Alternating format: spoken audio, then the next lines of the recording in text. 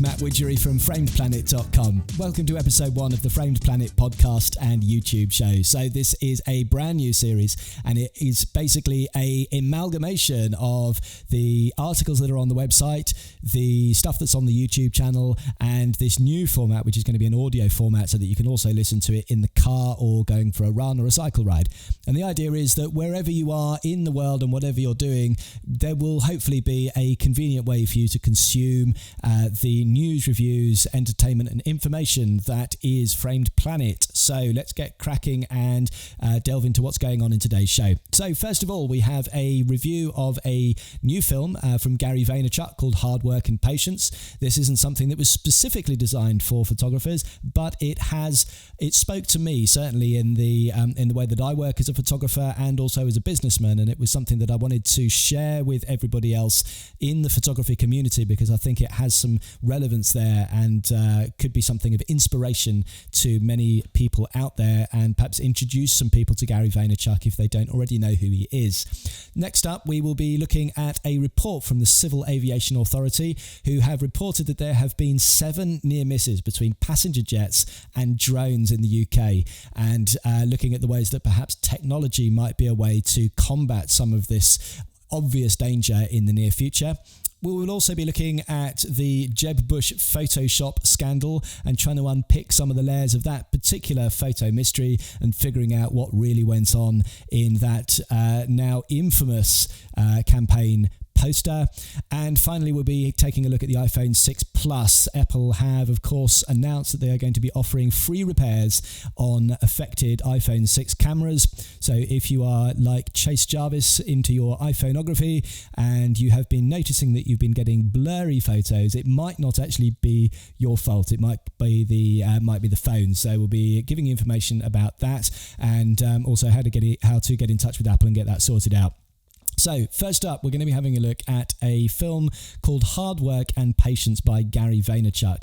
Now, this is a film which celebrates the climb, I would say, celebrates the hustle, as Gary Vaynerchuk would certainly say, the day-to-day grind and the struggle and the slog of trying to get better at what it is that we do. Obviously as photographers, we know that pretty much anybody these days can stick a camera into auto mode and have it on auto everything, and you're going to get a picture which is well exposed and in focus. What obviously takes the lifetime to master is getting that photo to talk to you and to talk to the people that look at it and actually say something of importance, say something about you, say something about the world in which you live, and therefore have a meaning and a resonance beyond just the pixels in the frame. Now, Gary is a social media expert. He is also a serial entrepreneur. He really came to prominence in 2006, 2007 with his YouTube show, Wine Library TV. He had before that a family business, which is a wine business, which he took from $3 million turnover to $60 million turnover. And part of the way that he did this was by getting a lot more people to know about him and his wine business by putting a YouTube channel together. Now, don't forget that in 2006, this was an entirely different proposition to what it would be if you were doing it today. There really weren't that many people doing it. So he was really a pioneer in this and really made it his business to understand social media, to understand the different platforms that are out there, where the white space is that he could play in and get there ahead of everybody else. He got to Facebook early enough that his Facebook handle is just Facebook.com/Gary. Gives you an idea of just what an early adopter this guy is. And this film, Hard Work and Patience, it's only 6 minutes long, but it really is a celebration. It's a hymn. It's an ode to hard work and not expecting instant results. And I think that has such enormous relevance to photographers. Basically, everybody these days who picks up a camera immediately wants to be able to watch a very quick YouTube tutorial about lighting and then immediately be able to go out and light like Joe McNally. They want to become photography superstars like Joey L and be flown around the world to shoot big client jobs like Chase Jarvis. But the reality is that although these people look like they've come out of nowhere, particularly look at somebody like Joey L, who's so young and has achieved so much, it looks as if just overnight, one day he sent his portfolio in and became very rich and famous and well known overnight. It didn't happen. He has put in years and years and years of graft, just as Joe McNally has, just as Chase Jarvis has, just as anybody out there that you would, follow on, their photography career that's, made it in that sense. They've put in the hard work, and they continue to work hard. They continue to work 15, 16, 18, 19 hours per day for 5 days a week, 6 days a week, 7 days a week. And that really is the only way that you can do it if you want to get to that level. Now, there is nothing wrong, in my opinion, with not wanting to get to that level. And if you just want to go and shoot at the weekends and, just whenever you have a spare 5 minutes and it gives you pleasure to do that, then that's absolutely fine too. But you can't expect to be doing that and get to the point that these superstar photographers have and be able to create the work that they have within anything like a reasonable time frame. It's just not going to happen. There was the famous quote by Malcolm Gladwell that said to become expert at something, you need to put in your 10,000 hours. If you calculate, if you go out for a couple of hours every other weekend and, go out and shoot for a little bit, that's going to take you a hell of a long time to get to that 10,000 hours. So this film really looks at that. It looks at two things. Obviously, the film title tells you everything. One is hard work and the other is patience. So many people, they'll put in the graft for a few months, but then when they don't see the results that they want, then they start to back off because they think it isn't working. They don't realize that, particularly with photography, it's not something that is you're going to, get to an expert level at and be making, really staggeringly good photos in a few months or even a few years. It is going to be decades to get to that level of expertise. So you have to be in it for the long haul, and therefore you have to love that climb. You have to love that process of really sort of learning with the camera and practicing and training with it and getting better and better and better. Now, this video particularly isn't about photography. It's looking at business and entrepreneurship, but I see a lot of parallels between the two. And of course, there are people such as myself who have made the transition from doing this as a hobby to doing this full time. And so it really resonated with me for two levels. One, because I saw the obvious parallels between entrepreneurship and getting better as a photographer, both of which are something which you need to just put the graft into, day after day after day, week after week, month after month, year after year, to get to that point where you become an expert. So that's the first thing.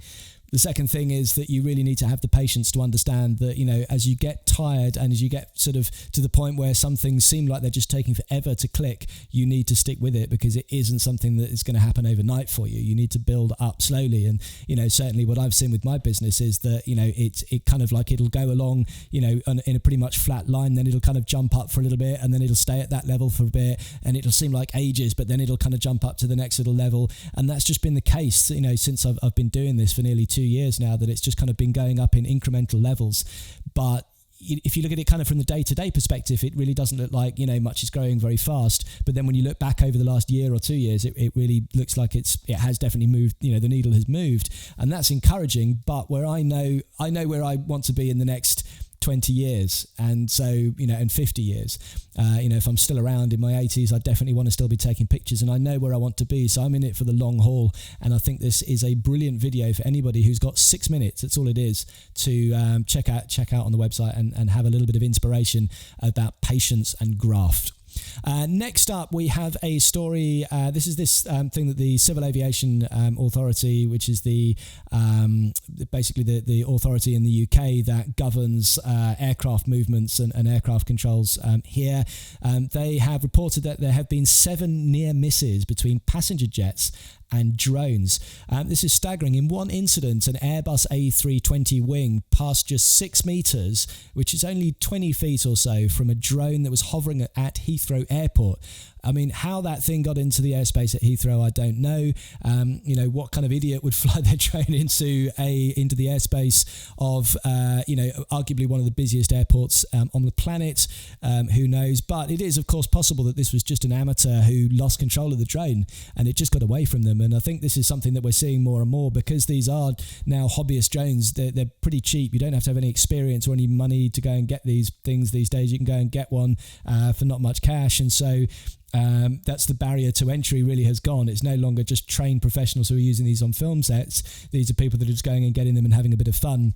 And it does look as if there is more and more of a problem now as a safety issue. Just a few days before the incident with the Airbus A320 at Heathrow in the UK, there was another incident with a Lufthansa jet which only just avoided a collision as it was coming into Warsaw Airport in Poland as well. So this is obviously something that is causing a huge amount of problems. Now the CAA has issued a set of safety guidelines called Drone Code to avoid collisions. There is a link to that on the website, and also I've put a video up there as well, so you can have a look. All the links to that will be beneath the show notes for this as well, so you can check that out. It's a really interesting little video to give you some safety tips, and it looks as if the answer might be in technology. Actually, a lot of the drones themselves now are combating the problem by implementing technological solutions. So, for example, the drones made by DJI, which is the largest hobbyist drone manufacturer, they own about 80% of the market worldwide. They actually have something built in called geofencing, which allows you to use the onboard GPS and mapping systems within the drone itself to actually map out restricted areas. So it won't actually let you fly within restricted airspaces like military bases and airports, for example, and landing strips, that kind of stuff. The latest drones also allow you to program in your own geofence so that you can limit where the drone is able to fly. So this is a brilliant thing. Now, my personal opinion on this is that a lot of it comes down to probably just a few people who are not using the drones particularly well. Whether or not you need to have some mandatory, test to as a pilot's test maybe before you get one of these things. You have to go through some kind of training. That might be some answer to it. The EU are also considering making these built-in safety measures mandatory rather than just optional on these drones. Of course, that will push the price up. It's inevitable. I would think that the prices will go up in certain circumstances, certainly until the numbers of them get down to the point where you get these economies of scale. But that definitely looks like something that we're going to be looking, to see more of in the future, because clearly, if you've got people flying drones within 20 feet of an Airbus wing, which has got a couple of hundred passengers on it, that's definitely not a good idea. So next up, we'll be unraveling the Jeb Bush Photoshop mystery. So there was a poster that really did the rounds on the internet as part of Jeb Bush's presidential campaign. It was a fairly innocuous looking and bland poster, as most of these things are, to the cursory glance. There's Jeb smiling away in front of, it's a stock photo in actual fact, but he's smiling away, and it was, when you look at it closer, you can actually see on his left hand, it's camera right, but left hand looks to be the hand of a black man, not of a white man like Jeb Bush. And this was picked up by Donald Trump, amongst others, who made the point that it looked as if his head was maybe photoshopped onto a black man's body, and that he wasn't really stood there at all. He just kind of photoshopped his head onto somebody else's body, and pointed out actually that, if you are going to do that, if you choose somebody that's got the same skin tone as you, it looks even slightly more plausible than this photo. However, it then transpired, it was actually the original photo. It is a photoshopped image. The background is definitely a stock photo. There's a link to that on the website as well. But if you have a look also on the article on frameplanet.com, you can actually see the photo that was shared on Twitter by Paul Lindsay, which is the original photo of Jeb Bush. It's exactly the same pose, same shirt and everything like that, and you can clearly see his left hand is in shadow because he's stood next to somebody in the original photo, which has then been photoshopped out for this poster. And of course, where the shadow is, it's made his hand look darker.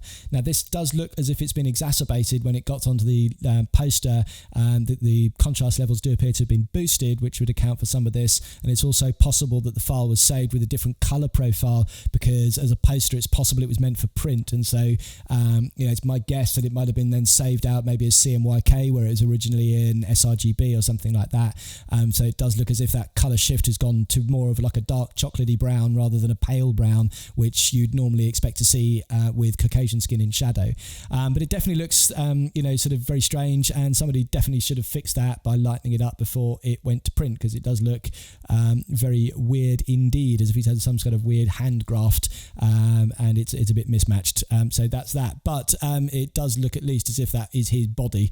So anybody that was sort of complaining that that wasn't his body, it looks as if it was. So finally, in this episode, we're looking at the iPhone 6 Plus. This has been a big story recently for Apple. Just in the we're getting up to the point where they're sort of launching the iPhone 6s, and there are all the specs coming out for that, and that is slightly being overshadowed by the Blurry iSight camera on the back of the iPhone 6 Plus. Now, it has to be said, this is only the 6 Plus. It doesn't appear to be affecting any of the other cameras. Certainly not in the iPhone 6, and only in models of the iPhone 6 Plus that were manufactured between September 2014 and January 2015. If you're worried that your camera may be affected, then you can visit the frameplanet.com website, and there is a link there to the Apple support page where you can actually enter your serial number and check whether or not you're eligible for the free repair. If you are, it then goes down and tells you the stipulations of what you need to do and what is and what isn't covered, and also how to get in touch with Apple as well. But yeah, this is certainly something, if you have been a fan like sort of Chase Jarvis of things like iPhoneography, and you have been wondering why your pictures have been coming out blurry, it might not be you, it might be the camera. So go and get that checked out, and it might well be that you're eligible for a free repair. Now, there's no word as to how long the repairs are going to take. It may well be that there's a bit of a backlog if everybody's sending in their iPhones at the same time, but you can certainly get in touch with Apple and see what's going on there. So that's it. Thanks very much for watching if you're watching on YouTube. Thanks very much for listening if you're listening to the podcast, and thanks very much for reading the articles on Framed Planet if you have gone and done that. If you enjoyed this content, please subscribe, and I look forward to talking to you all again soon. Thanks very much. Cheers.